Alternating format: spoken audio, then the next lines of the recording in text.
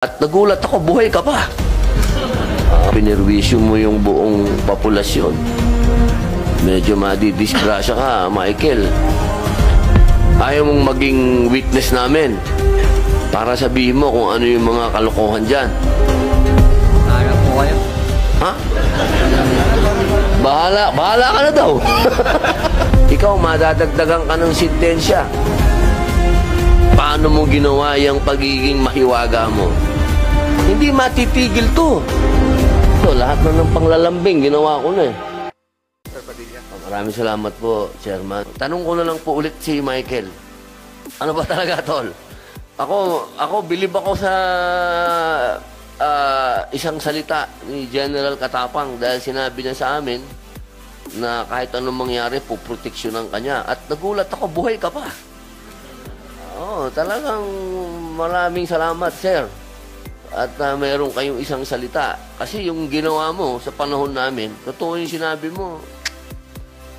Pag ganyan ang ginawa mo, pinerwisyo mo yung buong populasyon. Medyo madidisgrasya ka, Michael. Eh sana, tanawin mo yan na utang na loob mo sa bureau. Kasi yung ginawa mo, nalagay mo sa alanganin talaga yung bureau. Lahat. Pero ang maganda lang dyan, nakita namin ngayon. Nakita namin kung ano yung mga dapat namin gawin para hindi mangyari ito. Dahil ayaw naman namin sisihin yung bureau lang. Totoo lang, ngayon, narinig namin, 51,000 na. 51,000 ang populasyon. Ete, sa amin, tumatama ito. Kasi ibig sabihin nun, medyo napapabayaan namin kayo. Pero sana, aminin mo na talaga, ano ba talaga ang nangyari? Ano ba talaga? Total, naiipit pa tong gwardiya. Ano ba talaga? Yung totoo. Bakit po ako sa truck? Tibay talaga nito, Chairman. Ayaw talaga umamin. Talaga sa truck ka talaga. Opo. Sa palagay mo ba, may makakalusot pa na katulad mo? Hindi ko lang po alam. Ikaw lang talaga yung pinakamagaling sa palagay mo. Hindi ko po alam. Pero talaga, alam mo, Michael, nahirap talaga maniwala doon sa sinasabi mo eh. Pero ganun talaga, ayaw mong umamin. Alam mo naman, madadagdagan ka ng sentensya dyan. Opo.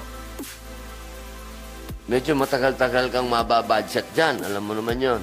Opo. Ayaw mong maging witness namin para sabihin mo kung ano yung mga kalokohan dyan. Baka makatulong sa'yo si Senator Tolentino. Baka hindi ka na makasuhan kung tutulong ka sa amin. Bahala po kayo. Ha? Bahala ka na daw. Eh, si Senator Padilla nagtatanong eh. Sa'yo lang nakatingin, Senator Padilla. Sabi ko kasi, baka matulungan mo siya. Kasi, alam mo, natulungan mo na kami. Ito yung positibong banda. Natulungan mo kami lahat. Natulungan mo ang mambabatas, natulungan mo ang bureau, nalaman namin kung ano ang problema. Kami naman ngayon mag-iisip kung paano kayo matutulungan. Ito, binabasa ko nga, gumawa ako ng bill patungkol sa regionalization ng Bilibid. Kasi ayoko naman na malayo yung mga bilanggo sa mga pamilya nila. Kung po pwede, ilapit na lang sila kung nasan sila. Kung taga-Bisaya sila, doon na lang sila makukulong sa Bisaya. Kung taga-Mindanao, taga-Mindanao. Pero hindi namin pwede palagpasin to. Trabaho naman namin yun. Dito, ang may ipit dito, ikaw lang. Yung mga gwardiya dito, masususpindi lang yan. Nandito yun, nabasa ko, masususpindi without pay. Ikaw, madadagdagan ka ng sentensya.